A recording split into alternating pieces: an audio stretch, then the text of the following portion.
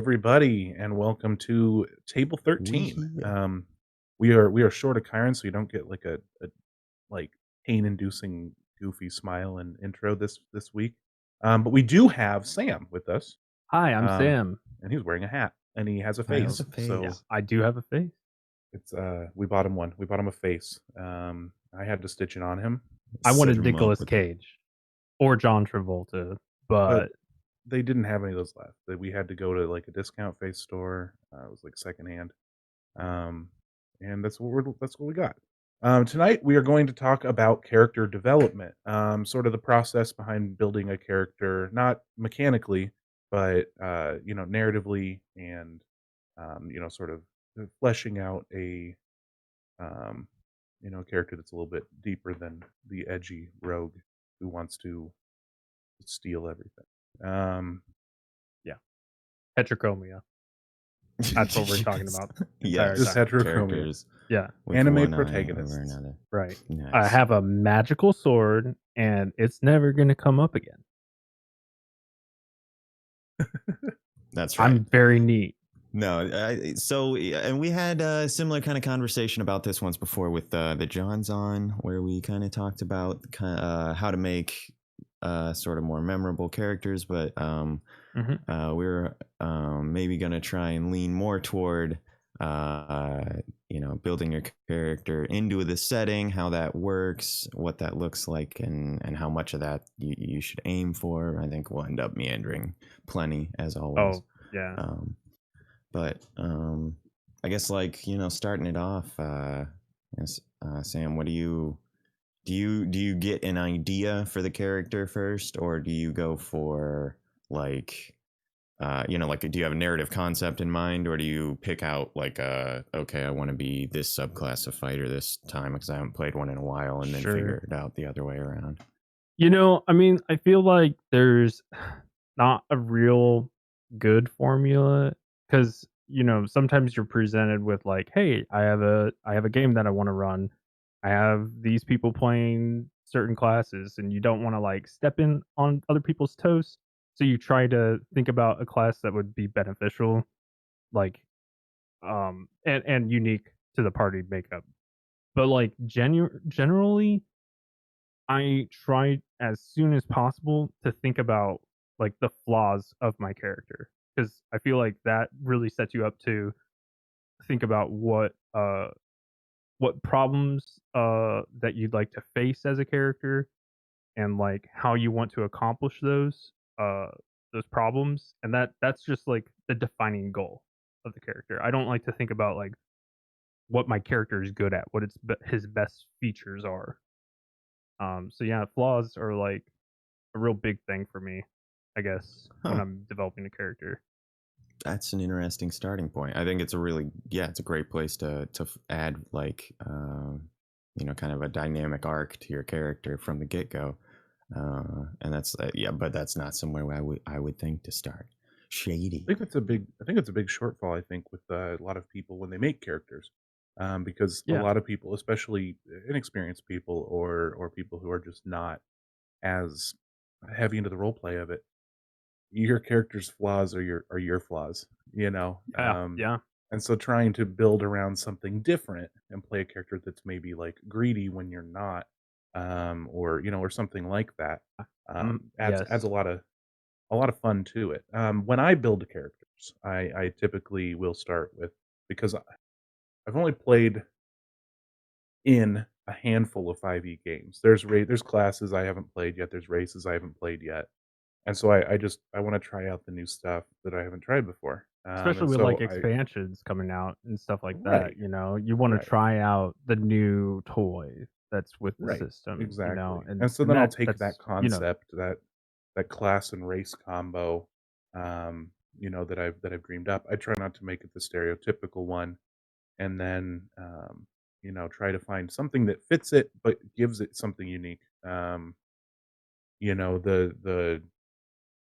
The orc wizard, right? And then try Mhm, to give him some sort of like quirk, or maybe even a flaw, like you were saying, that mhm. makes him unique. And those are kind of like the building blocks I work with, starting that up. Yeah, I mean, like, it's so I was thinking about this before, uh, and I thought, it's interesting because you got, like, a tabletop, and then you have role playing. And role playing sort of to me is like the main reason why I play. I love tabletops because you think about things as a group and try to solve issues with system mechanics. But like with role playing, you're trying to adopt a personality, a different life in a different setting than that you live in, and it's sort of a daring thing. You have to build your confidence as you play it, and that's why I like to think about the flaws is because I want it to be relatable, but but also interesting, something that I don't generally think about throughout the day. And when you're role playing, you're forced to really get into that mindset. So you're playing, somebody who, you know, uh might be running from something in their past. Um and then it kind of like poses that question like, okay, what are you running from? Or what are you running to? Like maybe your tribe sent you out to make alliances for your clan to prevent, some sort of disaster. And that's a flaw, right? Like you got a problem, um, and you need to solve that. It's like a bond or Yeah. something. Yeah. Flaws aren't always like your character stutters, Yeah. So or Right. you're a hunchback, like sometimes okay. it's just like a real serious issue. Every one of my characters is a hunchback. Right. Well, I mean, yeah. every single one of them. Why I would you mean, say I It's anything not true. honestly, dude, okay, new campaign idea. All of us are hunchbacks. I'm like, I perfect. don't. We just, yeah, we go else? with it. No, but that's a really interesting place to build your character from, I think, because, coming into role playing and sort of how I approach character, like, my character's voice, my character's, personality. It sort of it happens over time. It's not something that I pop into knowing this is how I'm gonna react to this, and this is how I'm gonna react to this. Yeah. So having something that sort of you can grab onto, and that is like the thing that defines your character at first. It helps you sort of naturally build the rest of that around it. That was absolutely where I was gonna head next. Was is kind of, yeah, is how much of, like, I guess, making a character that ends up memorable or that you end up liking or that you really enjoy. How much of that happens during character creation? How much of that has to do with what happens at the table? It sounds like a lot of that is, kind of how you come into the character. At least for you, there, Shady. Um, Sam, I guess, yeah. Do you feel like you're into a character as soon as you make it usually, or does it take some sessions of settling in and stuff, I guess, as a regular rule? I think honestly, when I'm developing a character, like I'm throwing a bunch of ideas at a wall, just like tossing ideas. And like I cut a lot. Like I just, I find an idea and I'm like, "Oh, this is interesting. Oh, wait, it's Geralt. Geralt Rivia." Um so I mean like I don't usually fall in love with my character during character building. And sometimes I build my character, during the game. I think about, the game like presents me aspects about my character's life that I didn't think about, and I'll just be developing it throughout the game, and I think that's where I start to really appreciate my character, especially when you have a great DM to work with and talk about like the setting stuff and learning about the world and kind of developing it yourself. Nice. I think, yeah, I tend to. So it's generally, I will start from like an idea of how I want, like, what the character was going to look like and act like and stuff like that. Um, and I'll go to like, mechanics after that. But yeah, the working into the setting, I think, is kind of the sort of next step along the path here. And I think that's a lot of what, yeah, for me at least, that's what helps me really get into a character, is when it feels like the character can sort of be a part of the world that you make this character in. So like, as how do you go about that? I suppose starting with you, Sam, when you're trying to like thread your character into a DM setting that's maybe not the book setting, or if it is or whatever. I suppose. I mean, Yeah, I mean, that's a pretty loaded question. I mean, that's really depends on, like, what Yeah, who the you're working with. yeah, I mean, like, if it's homebrew or, like, a module, because usually, with one shots, I make them pretty simplistic, and I kinda just develop from there, but for, like, a long campaign that I'm getting into, I like to discuss, like, where certain countries are, what the cultures are like, um, and get a feeling for, like, what the events around that country have come to, and thread my character through that region that I decide to land in. Shady. What do you think about how, like, I guess how important is working, I guess, the character into this the setting of the DM, and I guess maybe how do you go about it or something? I typically run into a situation where like I'm trying to build like the backstory of my character, and I'm thinking of these places and people that they've interacted with and where, and in most cases, with the exception of maybe, a couple of campaigns I've been in, it's just like floating city, floating person, jailer, whatever, that fill those slots and then eventually get filled in with names that the DM sort of just determines for me. Um, I've not had like a super in-depth world building character background scenario, but I'm not a huge world builder either. So I think it's a lot less important to me that I have a hand in that. I'm more interested in seeing like what the DM can make of the limited backstory I provide. Um, obviously if they're comfortable with that, Right. but yeah, I don't I don't do a lot of world building, so it's much less easy for me to like hop into that seat for a character. I feel like one thing for me, like, that has been different playing in Dragons of Paralandia with you guys is, like, I was given basically a country that I could, like, really, work out myself, and that part was very interesting for me because I don't feel like I ever really developed a world, um, and, like, I had to think about a lot of things, like, um, just to make sense of, like, how Veros, my character, like, became who he was.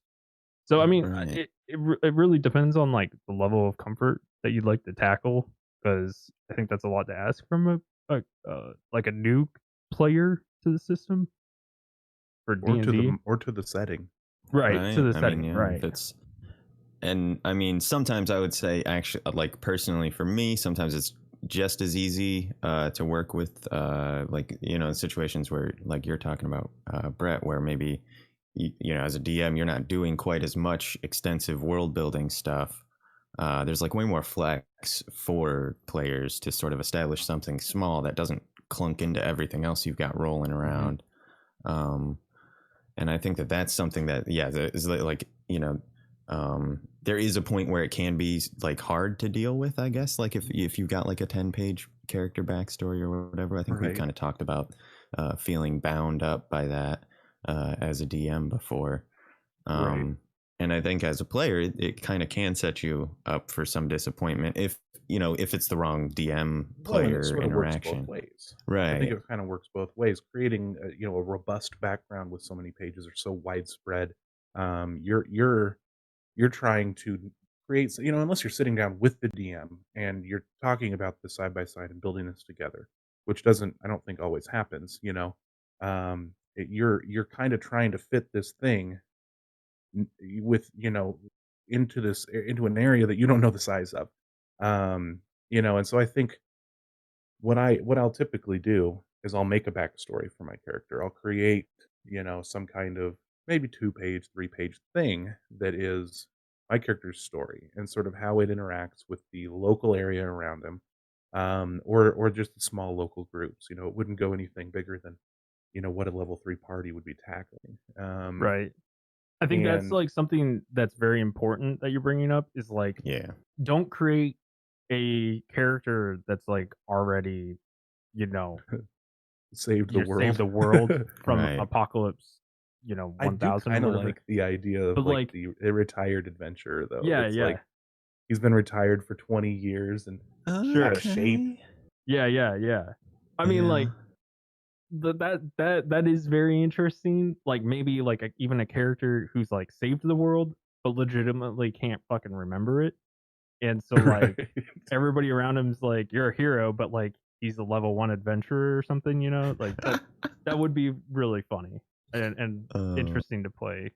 Well, it'd Um be like that episode of Supernatural with the magicians. Um, they're doing the, like, the big shows that should kill him or whatever, oh, yeah, yeah, yeah. and they're like, "They were the greats," or whatever, and now they're just old. Mm-hmm. It'd be yeah, like right. that. Right. It would, some people still know your name, but now all the adventures where, have heterochromia and where Yeah, yeah. one long leg and the other one's short, pants like What? Titus from Final Oh, the pants. pants. Yeah, no, okay. I was like, I'm not No, following. they I just don't have one long understand. leg and one short leg. No. I feel like it's important to talk about that though, like discussing like your character's makeup of your your like beyond personality, like what your character looks like and what like items they have and stuff like that.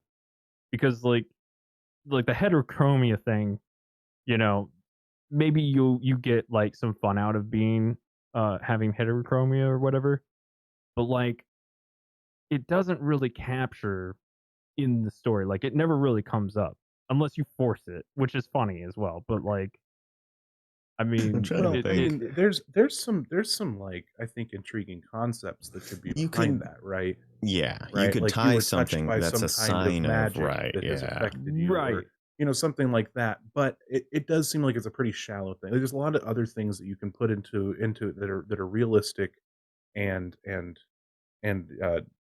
drive a more interesting narrative than I have two different colored eyes, That's sure, static, Yeah. right? Like if it's just a cosmetic detail, then hmm that's not something that you're going to, it's not a struggle you're trying to overcome. It's not a thing yeah, that you've yeah, done that a laurel you can rest on or something like that as a character. It's not, a behavior pattern. It's so I think, yeah, as like a role playing element, it's not like a super significant detail.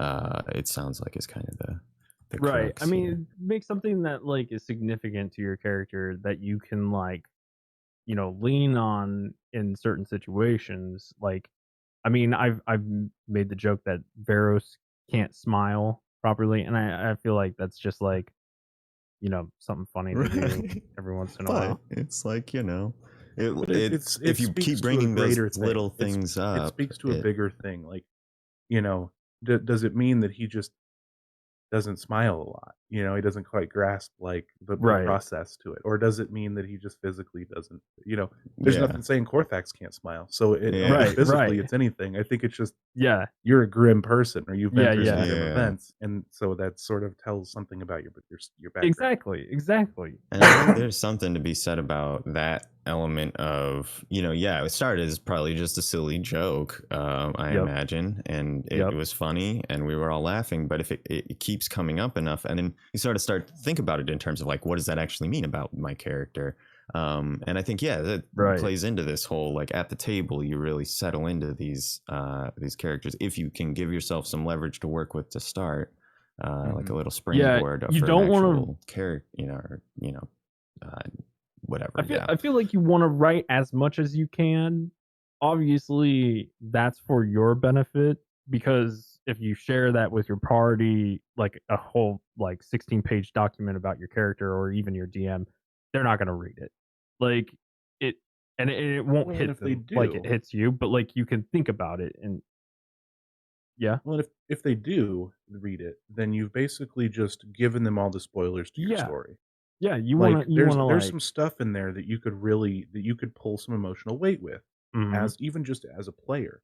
That you maybe they don't care, but it may come up in a context that the players do care, and mhm, and then, you know, they may not, if reading your backstory, be like, "Oh, he was a prince who was the throne was taken from him." Oh, okay, whatever.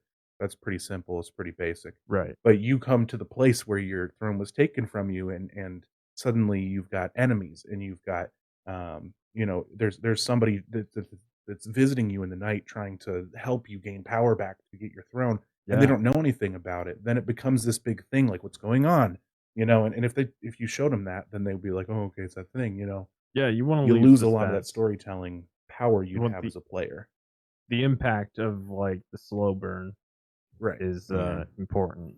And But most like dramatic yeah, sitcoms, the conflicts would be resolved if everybody just communicated with each other. And if you want to Right. foster that kind of like, Would issue Umbrella really be Academy. marquee irritating. stuff, yeah, it's like, well, But fuck, dude, literally, I name a do show, love yeah. that.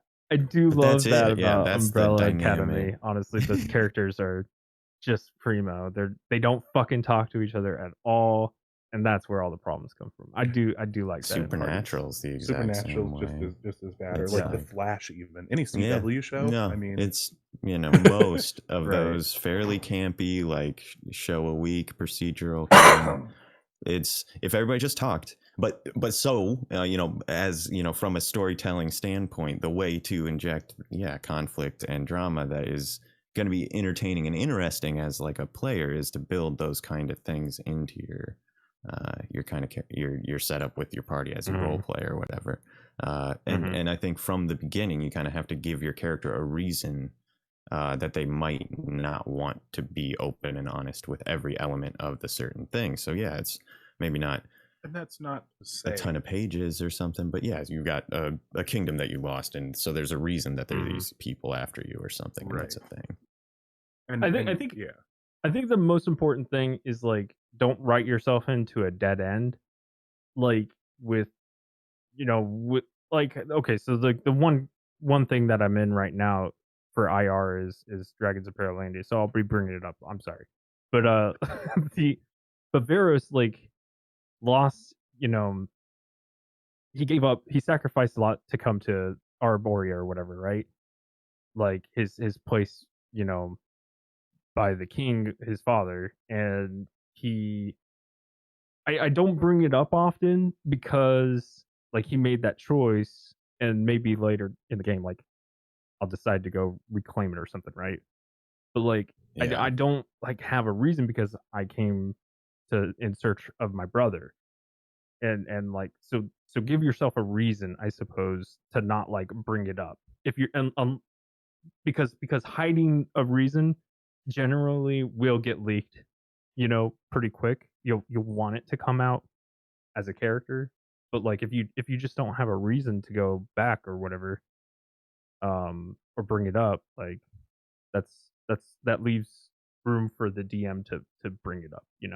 Mhm. right. Yeah, if you don't define stuff at the table too much, that's I think the other thing is that if you bring a whole huge description to the table, like in a monologue or something, and your DM didn't prep anything to deal with that, you're Mhm. kind of just gonna have to wait until they get a chance to work that all in. Uh, Whereas if you have just a throwaway line every now and again where you refer to a thing and there's the implications of your throne back home or whatever, they can start to lead into that. And if and then maybe if they bite on the DM bites on that as well, then you can start to establish what you really meant and what you were Mhm. envisioning and how that fits into their world and so on down the line. But you don't have 10 pages that you wrote and a huge monologue that you do Right. without being sure that there's maybe going to be something coming back from it, I guess. Right. Yeah, it's important not to think about the milestones, I feel like, because the development that you because the backstory is about setting up the development of your character in the story. That's like the key point is like leave room for things to change and go unaccording to your plan, to your ideas, because you're not always going to succeed in a role playing game because it's life is about failure and trying different things. Yeah, it's always going to be at least as entertaining when bad things happen to your Hmm. character as when good things do. And speaking Uh, on like background and like the type of character that you're making, you see a lot of players, and and I very very strongly try to not do this, but they create these backstories that make this thing that is this character that is so embroiled in it's so unique. it's he's part demon, or he's got like just a magical fucking sword, or something that is really beyond like normality, right? Sure. Um, I think like part of the game of D&D, especially if you're not starting at like level 12 or something, which you should never be because D&D breaks at level 9 anyway. Um, you you start as nobodies, and it's the hero's journey or whatever. You become somebody by the end of it. And if you hop into this, and I'm not just saying like powerful, but you start off as this weird chimeric blend of 25 different tropes, then where do you go from there? Every Right. character I build, I try to build being like, just a normal dude. I'm just a freed slave that was a really good fighter. Or I'm somebody who used to hang out with the prince of this other kingdom before I got in trouble for stealing something from his dad. Hmm. Or whatever. Because then you have all this, like, that's your mundane, simple, commoner background. It's Um, relatable as well. right, It's And there's something that you room to can. develop that. And Sorry. right, and then you yeah, can put yeah, your own. exactly. It's something to be inspired to grow into something more marvelous than what you started out as. But Right. if you do start out as like a sword, right? And some Right, just poor Joe Schmo picked you up and like you now kind of like are possessing him or something. It's right, an interesting character idea. Though I still feel like you need to Yeah. draw it back and get like a little mundane in there. Like right. like you're just a person that inhabits a sword that now is possessing a person when he holds it, right? Like like That's really be funny to think yeah, about. Like, yeah. I mean, like, that would be hilarious, like you're a for a fighter, warlock. you know? Not even like as Oh, like yeah, I just a don't know, fighter, that's yeah. yeah, like you're not even magic. You're just a sword that swings real good. I mean, that's great. That's that's that's seriously fantastic. I Oh. love that idea, but yeah, like, being a mundane and then, like, I guess that's, part of role playing too, because like, you can't literally be a sword, right? I mean, that's I mean, that's a pretty daring I role to think take on. right, yeah, exactly. You put yourself in a weird spot where now your DM has a bunch of work to do to make your concept fit. That isn't just like, okay, let me like slide around this and change the names of a couple groups and we'll put this guy in here or whatever. It's like, oh wait, he doesn't really eat, but like his body does. What happens if his body guy dies? Like, all these weird questions that come up down the Right. line because you're a fucking I animated love sword. I'm really Well, I loving this suppose mentioned you just sword become a thing. sword. Like, here's how Like, you solve just when that, your Eric. character dies, you just build another Dispel character who magic. picked That's up how the you fucking sword. solve Here that. no, that you could solve it that way, or you could say that the only reason why you were able to link with him is because it was destiny, you were fated Right? to, They're and, like, like nobody else will ever be able to interact with you after they're the he's dead. slayer. Like, Yeah. you're fucked. I mean, That's pretty good. there's some interesting things you can do there. I still I hate it. mean, I I hate it too, but I I think love it's it I love at the the idea same of as a time. DM getting to play the like just sort of subdued personality of the poor Sure. schmuck that even That's habited great. like I mean, complaining like as the sword makes him do all this stuff. That's kind of funny. that does bring That's up like He just that's a so an good badly interesting point, wants a more though. dynamic. comfortable scabbard. That's all he wants. I just But need a how more cushy scabbard for my That's all sword. it is. but how different is That's pretty that sus, dude. than a warlock who has a pact with, a fiend that talks to them It's constantly, that's what I was right? saying. Like, I mean, It's the it's hex not different thing at turned all. around a little bit, and like it's not a whole lot of it's a pretty standard, clerics and their gods, paladins and their Right. oaths. Like it's a very similar situation, realistically. Um it just there's as long if you don't establish that kind of stuff with your DM, if you just spring that on them in session one, uh like I as a DM would be like, oh my god, okay, Well, hang on. hopefully Like, everybody's but doing like, session zeros, all right? yes, Like, absolutely, you yeah, should always really session talk before zeros, you jump into a game and you're like, "Hey, definitely. guess what? I got a real humdinger for you, DM. You're gonna be Well, here's mind actually fucked somewhere to now." Yeah. segue the conversation away from what we've been talking about and just No. beating into the ground. Um, Sure. Session zeros. how do you handle session zeros? As a like regarding character creation, character backgrounds, and narratives. How do you work that out as a player or as a DM? We'll go with Sam.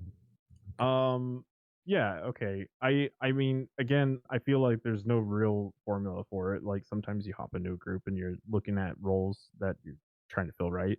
But like when you're when you're creating a backstory with your DM at session zero, it's important, I suppose, to give yourself friends and enemies from the start, I suppose. Um, because that really helps you role play a scene before you jump into a group of people and sort of work out how your character interacts with people, I suppose. Um, When you say friends and enemies, do you mean like NPC friends and enemies, or do you mean mhm. player character friends? Well, I mean, either or. I mean, I've done session zeros where me and one other person played with a DM in a group of NPCs where we're like robbing a house or something like that, a manor. And then we dip into the next town after doing this, shady task. And that's where we meet the rest of the party. And so we've sort of like worked out how we play our characters together, how we know each other, and how we come into the session one or something like that. Gotcha. But like I think establishing enemies and friends or like allies or confidants is a needed thing because then you're even more cemented in this world you're immersed, right, as a player. Yeah. That's yeah, I would say very very similar things. I think it's like the important thing is like giving your DMs something like hooks basically to catch your character into the game. Yeah, there's got to Yeah. be and that they're open ended enough that you're willing to be able to flex them a little. I guess that's so. Yeah, I try and I guess just get sort of open ended stuff, Yeah, like hooks. I like mean, base concepts that yeah mhm, in the session zero, not to and then ask them about stuff like, oh, is there a group that does this kind of thing that he could maybe be associated with and do this, mhm. and so there's this kind of conflict going on in the background. Is like that work or is that not the and very boiled down to a couple sentences kind of thing, not a lot of details and not naming things, uh and Make it then vague, like yeah. yeah, putting it to the DM and saying does that fit anywhere, sort of, Mhm. and then seeing what, well, oh well, not really, but if you do this or this group's kind of like that but it's a sort of different thing, or Be you could flexible. come I up, feel like you yeah, can't be married to your ideas from the start it because if can't be you're carved married in to your stone, ideas, yeah, yeah, I mean, it's gonna suck because it's like a collaborative storytelling is what D&D is to me. And like you have to be willing to sort of like take a step back and allow your ideas to fall to the wayside while other people, inject their own ideas. right, And it is a struggle thing, the thing I struggle with, because I, you know, think of ideas and then sometimes they just, don't come up, and that's okay, you know, that's because you're developing a story at the table. right. I think that's the other. Yeah, that's a big part of it. Is that it's you. You want to create stuff that you want to talk with everybody to get open ended hooks for everybody that can change. That are in a position where they're able to be dynamic. I think we talked about that a little bit earlier too. But it's Yeah. I think yeah, if you've over defined stuff, it makes it very difficult to move forward with it. And Mhm. um, I think a yeah, lot and of it's times a player will provide, a DM something they want to do. Like for example, Yeah. I'll take a character that was in a game of mine that I ran. Actually, the first game I ran with Sam, who kept kept talking about wanting to be a werewolf. Like that was his thing. He wanted to be a werewolf so I bad. remember that. Yeah. And, you know, and I think that, he was open about it enough that, it didn't really matter how it happened, as long as it was Yeah. somewhat narratively pleasing. I think that's kind of where he wanted to go. Yeah. Um, Because and he was and asking like NPCs, like, all right, if I Right. get bitten by a wolf, like, will I get rabies or do I become a werewolf the next day? And it was just a whole thing. Like every Well, person he went a and lot of talked it to, was it was just about silly that. jokes, right? Yeah. But it Right. was like, it was pretty clear, like, he's like, "Yeah, I want this thing." And I think presenting your DM with something like that, I want not necessarily lycanthropy, but, Mhm. I want this thing, can you help me to achieve that? Right. Then it gives the DM some way to sort of work with you to bring you to the place you want your character to go, while allowing the details of how that happens to be fluid enough that it fits into everybody's story. Right. I like that too. I think that's another good uh yeah, it's like just have a direction. Yeah, it's like it's yeah, something to get, something that you want, and then yeah, having contacts or not having oh my everybody in my family's dead. I don't have any friends and I don't work with anybody ever. It's like that's a very Right. difficult like player to involve or like character to involve in anything uh that they don't get involved in themselves. And Right. like if you're an active character, it doesn't always matter if you don't have a ton, but uh I as DM, it's way easier for me if I've got a couple NPCs that I can throw around that I know those Mhm. names when I say them will carry weight with a certain member of the party. That's helpful for me as a DM. So I think that's yeah, as a Mhm. player, I always try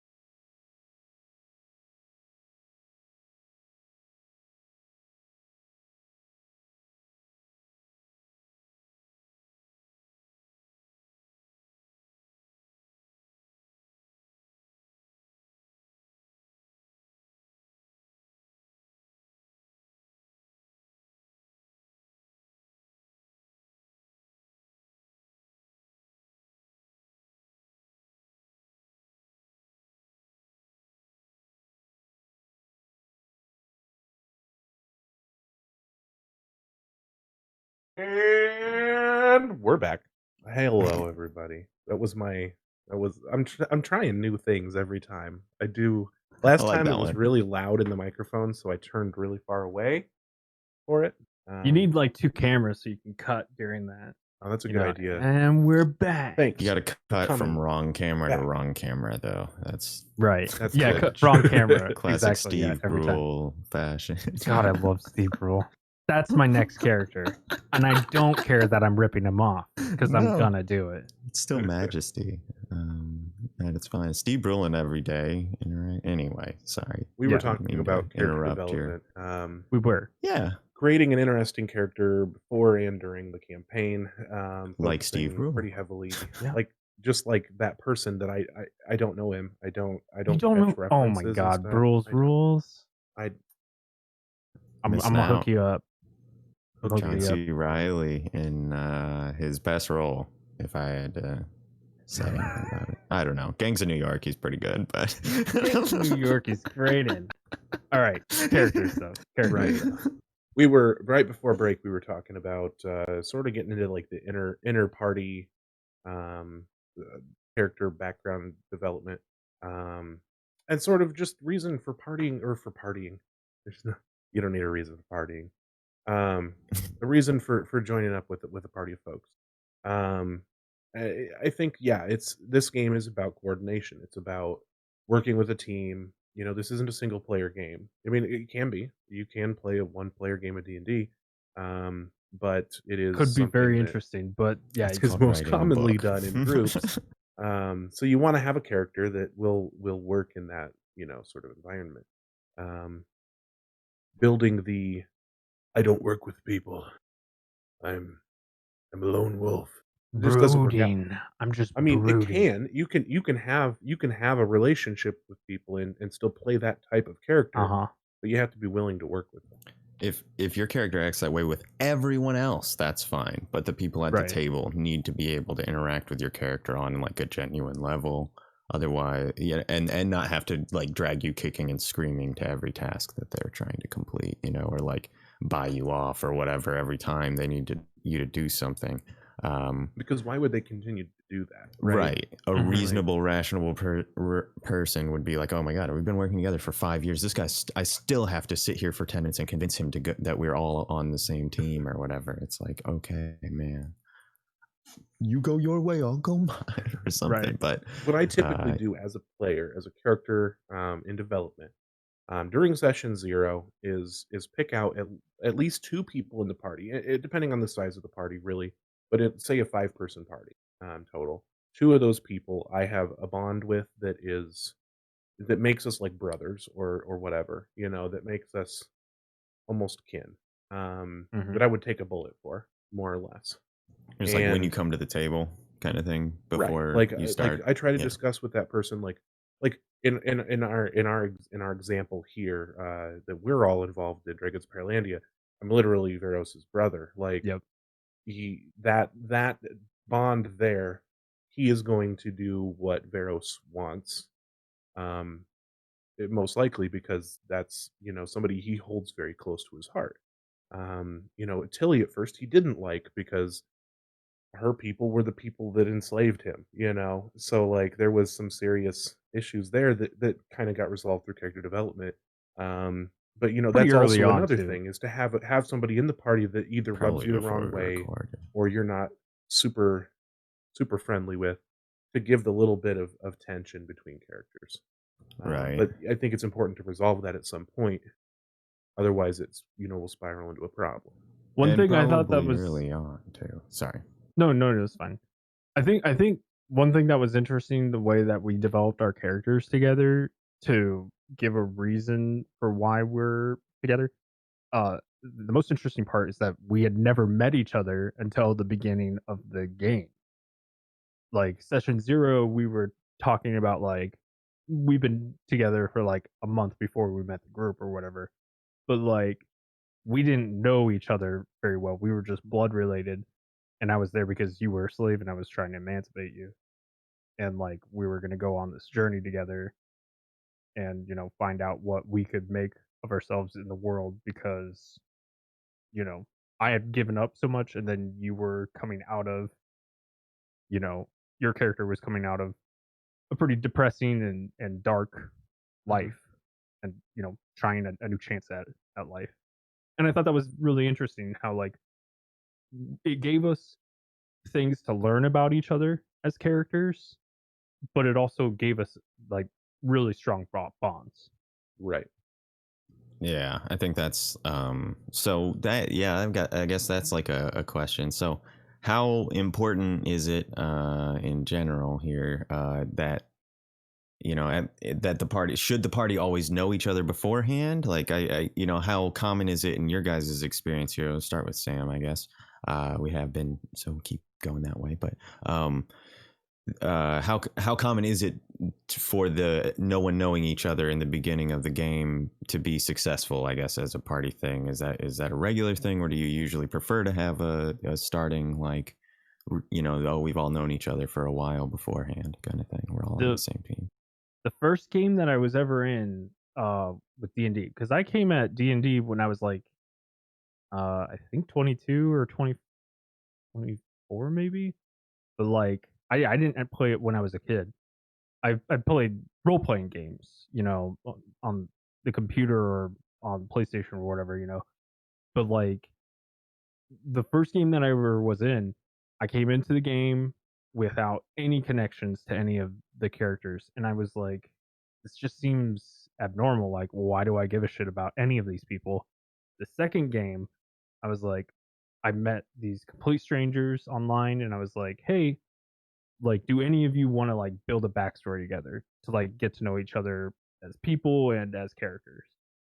And like ever since that second game, I have never gone into a game where I was like initially like, hey, does anybody want to like, construct something? It doesn't have to be a very strong bond, but like, do any of you want to like bond with my character so we have, some reason to be together?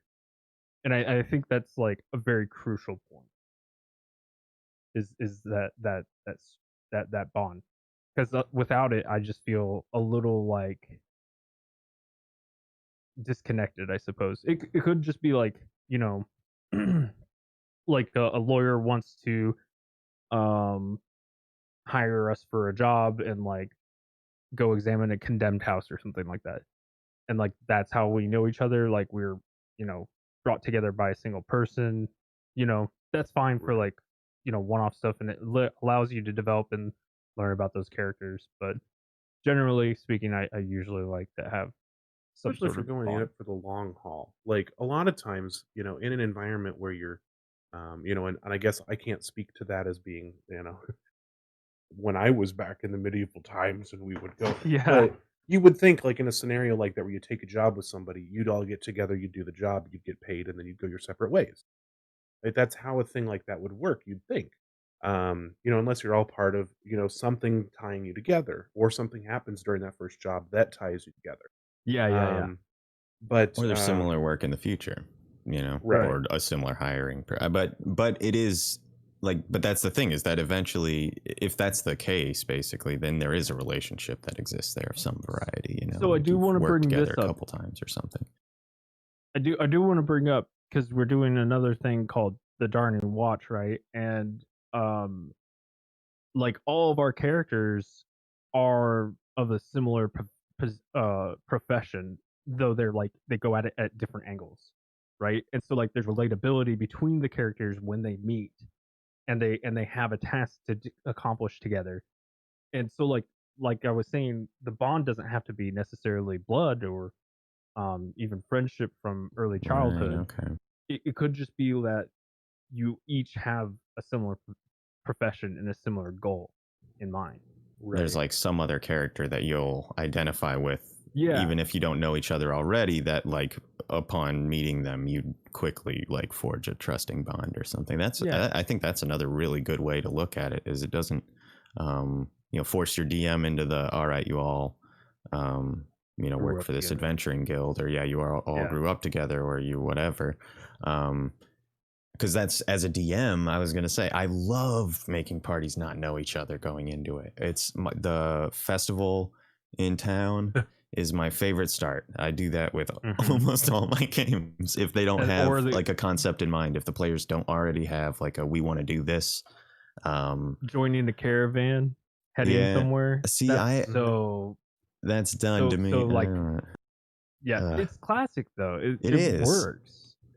I just And usually you throw prefer. a quick encounter that like they're fighting together, so Yes. there's that like initial bond that like, hey, we worked well together. Yeah. That's it's as a DM, I find it really fun to give them that bond. And that's one way to do it is you basically throw a combat in the first session that has implications, and they're all put into the same spot of tension for some reason. But I also like like yeah, basically there's like I'm big on there's an execution at this festival or something, and there might be half a dozen people that are going to be up there, but everybody in the party has a reason that they want to make sure that one of those people survives. It might not all be the same person, but that they're all going for the same goal, and that they all maybe catch on that other people are involved in the same thing. But I get 2 sessions in before they're actually like talking to each other sometimes, which is a pain in the ass. But I don't hate that as long as the players are having fun, actually, True. messing around in that sandbox thing. But that's 2 sessions. Some people might say are wasted. I think it gets you to develop your character because your character acting on their own, like with time to do shit without anybody else that they're obligated to, is where you get to, like, as a role player, figure out who your character really is, right? I mean, interactions with others defines that too, but Did our like, stream go down? oh, we may have had an internet issue. It's been flashing on us periodically here. Oh, Oh, it will. Okay. will it? All right. I didn't realize that. Okay. Cool. But so we're I guess gonna just keep rolling as Karen's explaining that the stream is still going on, as I lost my entire train of thought here. But We were talking about operating on their own gives them yeah, I was gonna say Elder Scrolls with Skyrim kind of did that, where like, I mean, it's a single player, right? But like, you immediately are like, you know, in a fucking rickety little cart, and you have like you're staring at somebody beside you, and they're explaining like, hey friend, like, here's what how'd happened. you get here? Yeah, Right. Like, you've been unconscious for a while. Like, it is very interesting to like not sort of even last night's I don't storm know, could wake you. have something. Yeah, exactly. Yeah.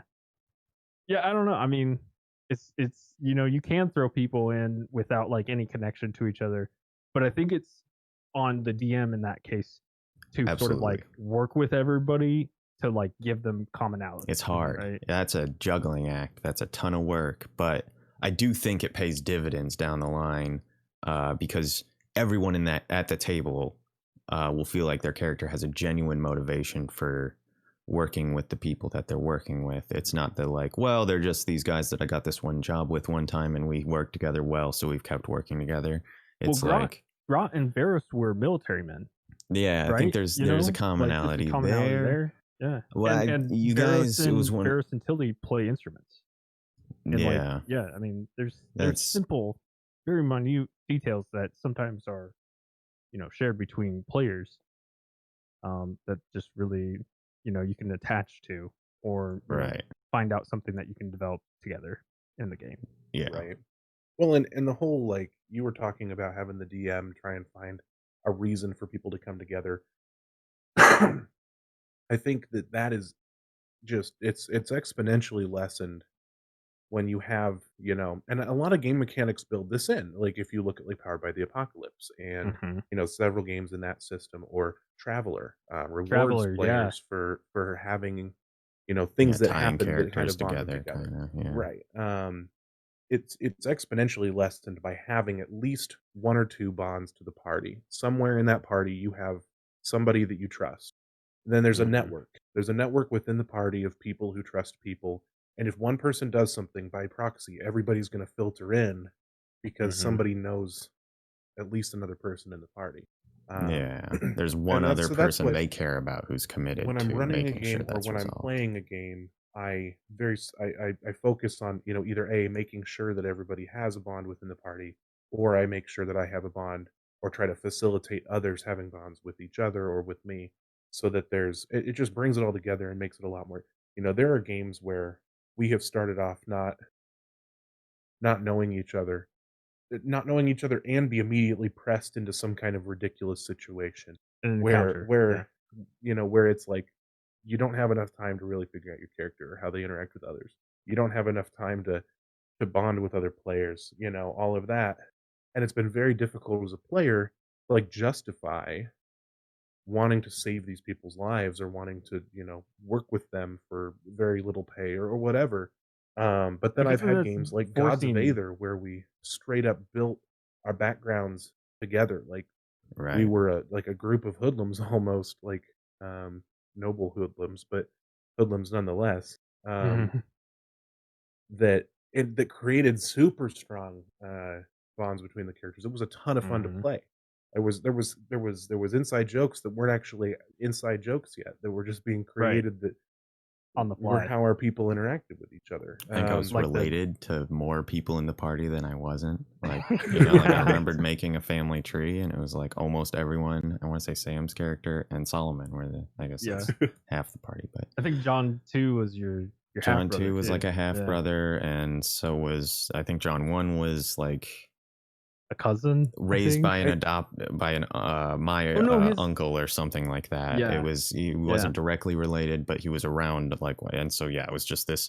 That was probably the most like connected party that I think I've been a part of, like going into it. I think, Well, and it was a uh, ton of fun. yeah, It helps the players use their characters to riff off each other in like, either serious or, comedic, value Right. for sure. definitely. Yeah, if you know where and then you kind of, yeah, you're sort of clued into the beats that are important to the other characters sometimes, which is can make when your character can sort of step back and let them handle it. It's like, oh, this topic came up, they mentioned Right. this organization, I know they have beef with them, I'm gonna, like I can let them sort of, this is really their conflict, like, yeah, all right, we'll all have a voice in it, but it's, this is sort of supposed to be for that character or something. And I will say, though, in that type of game where you all know each other really well, even though you don't know each other really well, the Gods of Aether party didn't sit down and discuss all of this stuff ahead of time to the degree that it maybe seems like they did.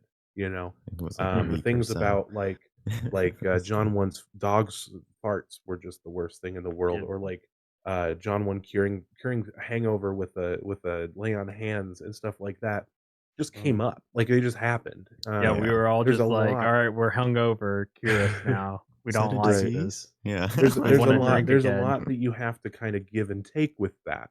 In the same way that Sam was talking earlier, I believe Sam was talking earlier about being able to be, fluid with things in your backstory. Yep. That type of scenario, you have to, in order to do it to its most effective degree, you have to be able to be fluid with each other. That, the rule of improv and, The Yeah. yes yes and type and stuff, yeah, exactly. Yeah. is We really were yes important there. anding, like, that was the yes and, Yeah, somebody says like, something, it's like, okay, game. well, that's Yep. now a Yep. fact. I guess that's Unless it's, canon. like, Okay. something that Well, is just, like, very I hate strong it. wall, I like, there's love it. no way this Let's would do it. happen. It was, like, no holds barred. and I Yep. love the idea of, yeah, it's like, oh no, that's totally not what happened. You're misinterpreting. Yeah, You're yeah. totally misrepresenting the situation. Right. Like, because if And it's I just think a Solomon would do off that the even hand though it was comment about something, legit. exactly, and then you can come back on it that way. And it's, I think that's the thing, is that you can leave things undefined, that sort of just are loose threads that are references to things that you can pick back up later, and they'll become the like defining traits of your character over time.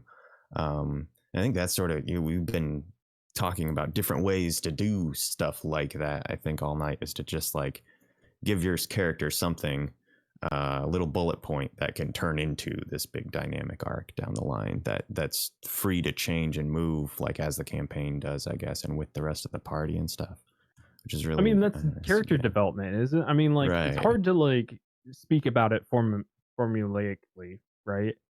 you can give Yeah. examples of it, and that's, I mean, like, kind of like all you really can do when you're talking about role playing is provide your experience and talk about how it worked for you, or like how it was, a different experience this at this point, and why I enjoyed that versus, something else.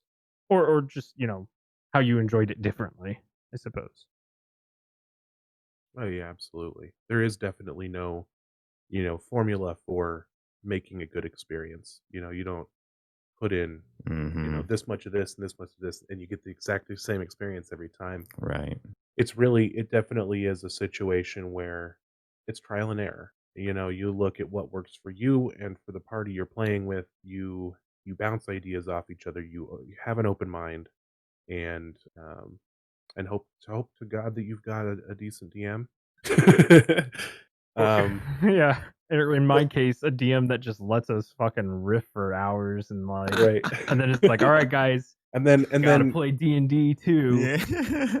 and then one of the players in the party's a unicorn, and it's just When I has don't that happened? with in Alwyn Vale. You Oh, guys got all those random Oh, yeah. potions, and got it. then uh, Yeah, I remember that now. yeah, it was that was Someone I think became a the unicorn. yeah, well, it was a potion, and it was only temporary.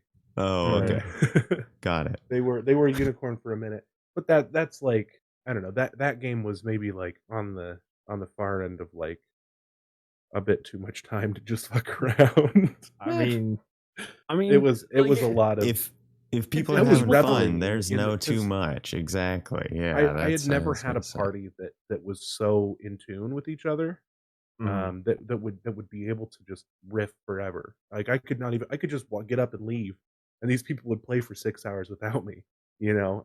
Yeah. It happens. Yeah. Yep. And so I definitely kinda basked in that, and it was a lot of fun, but, I guess there is sort of just, like, that line of where you put that, but the DM we're not talking about DMs today. No, yeah, yeah, but, I mean, but, like, okay, but being a character, like, y you do want the DM to be characters as well. I mean, it's character development, right? Right, I Like, yeah, that we're it's got to talking be about. something that works with your DM. It's as a part of that game, because you can give all the weight in the world to it, but if the DM doesn't also like kind of meet you at least part of the way, then it only matters so much. Like it's Right. just right. stuff that your character says, then essentially. Um, but so it's relevant in a lot of ways. But yeah, we'll try and focus on players. Sure, so what's Um, what do you guys think about like secrets when you're Oh, making shit. characters or developing parties? Like stuff that the other players aren't aware of, I guess is what I mean by secrets, not or potentially in character secrets too. But my focus was like sort of development that the rest of the party is not aware of. Right. Uh, I I I like I guess, we'll go with the normal Sam, Eric, No, Brad I no, didn't no, progression. no, you specify. could You go were already first. on it. You Go could go, for yeah, it. you're Yeah. going for it. Yeah, so I like the idea of it because, like I had said earlier, with the backgrounds and sort of given all the spoilers up front, it sort of treats the rest of everything with a little bit less gravity. But there is there's a way to do it, right?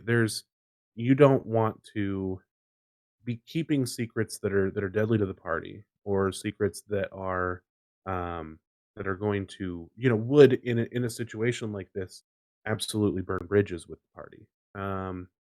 And if you are, it needs to be something there's a damn good reason you're doing it, in character. Like uh one that some of the other people in the party can justify and not just throw you out of right. the group for or something. But I think that they're important to have because, I mean, if you look at, Supernatural, or, any of these shows where, or other media, because I'm sure that books do it and video games do it and all of that too, is that interpersonal um, conflict doesn't come out of nowhere. That comes from people keeping secrets and from people being dishonest and people, just not being communicative with each other. And, while the DM can sit there and craft all of the worldly drama that they want, some interpersonal, drama within the party is going to really add to some undertones there. And And if you're watching your favorite shows like Critical Role or or like the Crit Show, like I've been watching, there's a lot of like interpersonal stuff in there that's just kind of sets the tone underneath everything else. It layers it and it creates a much more, I guess, wholesome experience that you don't get from just, okay, you go kill some goblins and you find out they're doing rituals Right. on people. There's also, you just found out that somebody you've been traveling with has been working with a demon for the past year and nobody knew about it. And now it's come back to bite the party or something. I mean, Secrets can.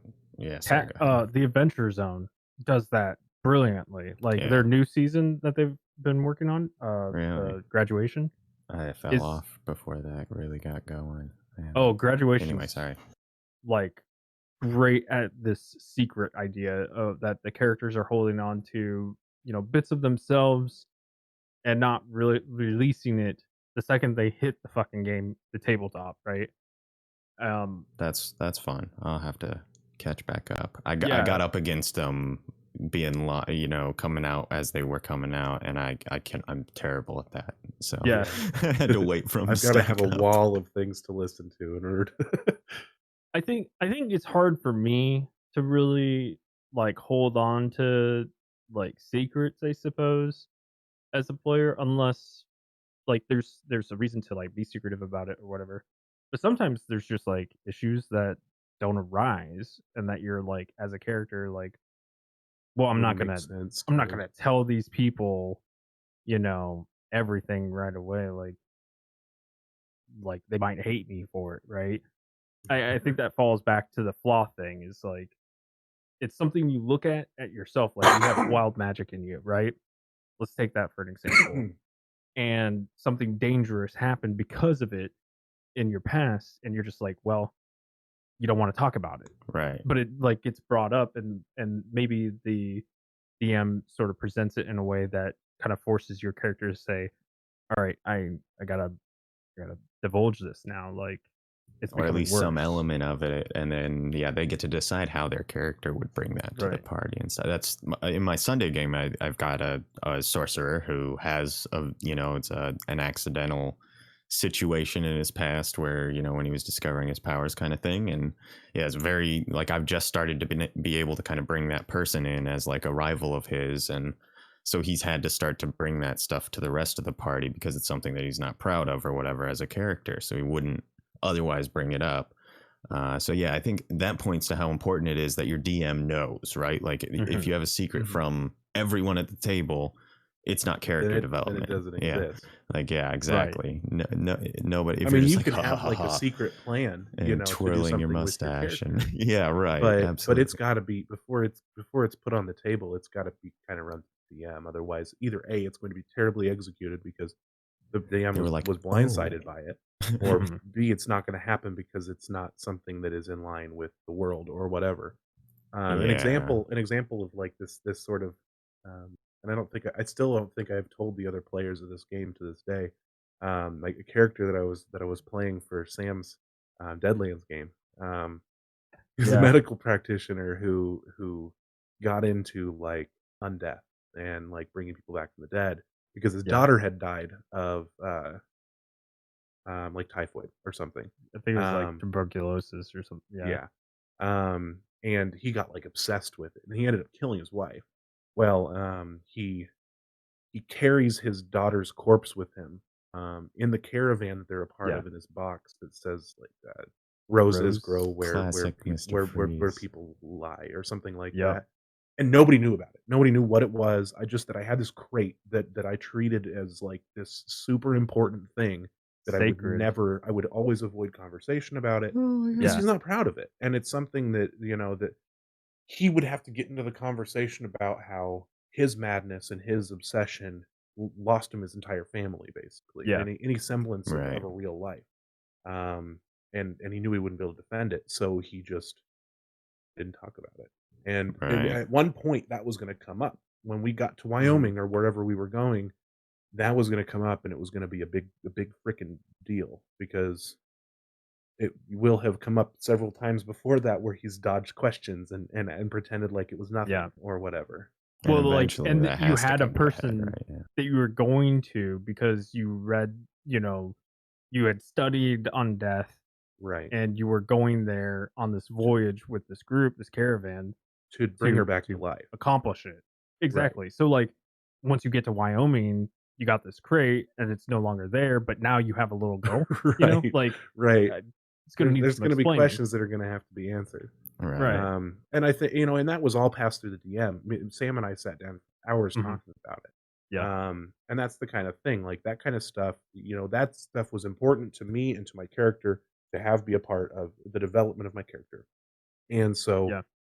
we talked about those things, and then it was kept secret from everybody else because we wanted it to sort of be a reveal or like a big thing, part of the production.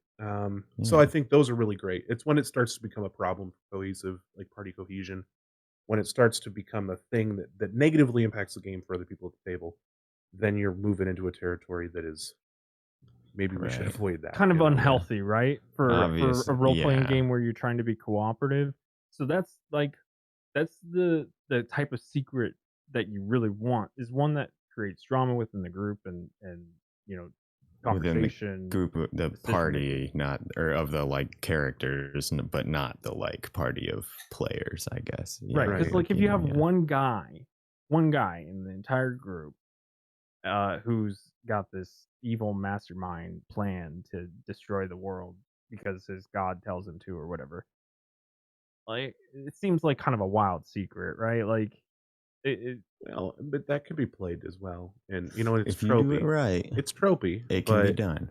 that well, I was But running a yeah, game where I'm one of the I'm saying players that was it going doesn't to be seem the big healthy bad. for cooperation, is what I'm I saying. I would say It depends on it's got the to be type of group that you're established. playing with. Exactly. Yeah. As Yeah, long as you have a party that's comfortable with the idea of working against each other in character, then that's okay. There are groups that does not work very well I with. think you need to look at the type of system that you're playing because there are so many tabletop systems that support different ways of playing, like criminality and like D&D Yeah. doesn't really support It's being really a just criminal, combat or really. not. Yeah. You can do it.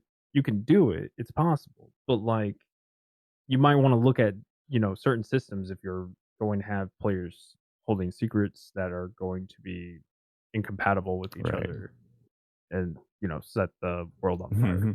Yeah. Right. I would, and And that's and I and think I mean, there's ways you can approach that too. If one of the party members has a secret that you think could be problematic to the rest of the party, you could tell them, well, here's the thing, I'm okay with doing this thing, but we have to make sure that the rest of the party is going to be okay with it too.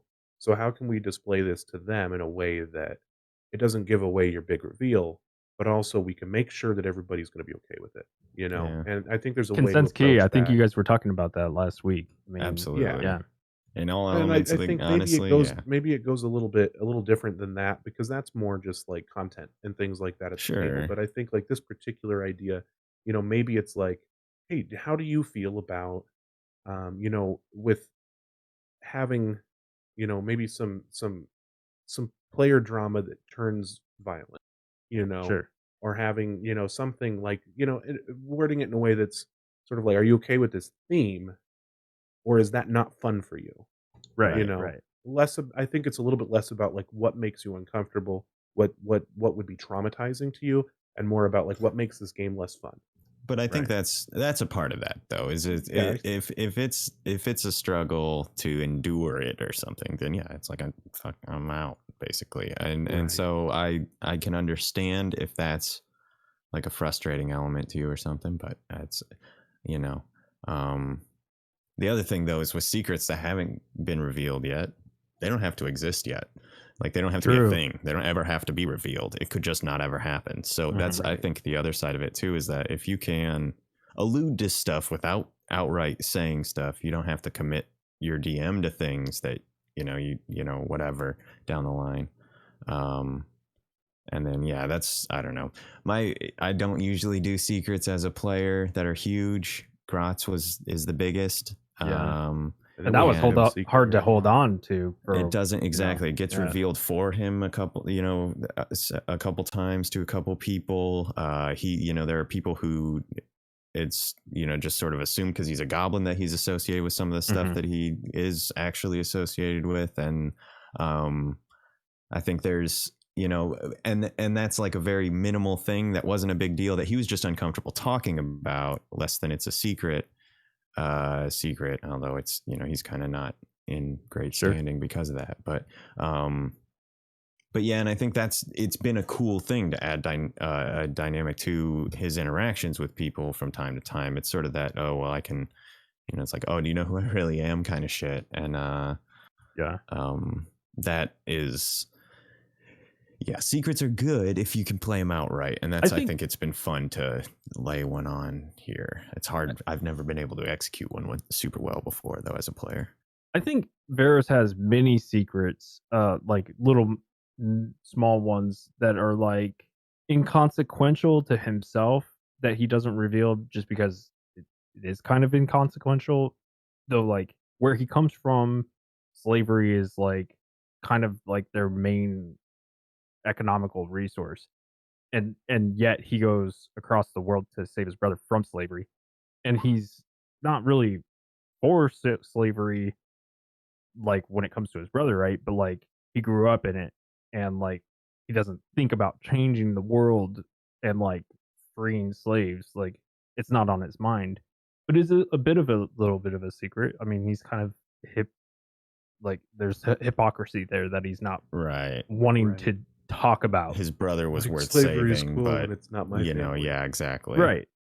Right. I mean, yeah, and I mean that's and like that's an arc. That's like a flaw that's worth like from a dramatic player angle. Right. But Where we are Corthax after might hop on midnight here. the free the slaves train, and try to pull your ass into it. But sure, yeah. Eric is I think right. Kratz Eric is also right. in that. It is getting late. All and right. The light grows dim. We or something. are. Thanks everybody for tuning in. Thanks for sticking it out. Thanks for dealing with Sam's, secondhand store face, and all of that stuff. I'll keep this one no. from now on, all right? I'll keep this one. I like it. His I like that face. face. It's a good face. I've come to terms with it. I've had 30 years to come to terms with this face. Thanks everybody for tuning in. We will be back at you again. I think Monday with some more Monster of the Week and Yay. all that stuff.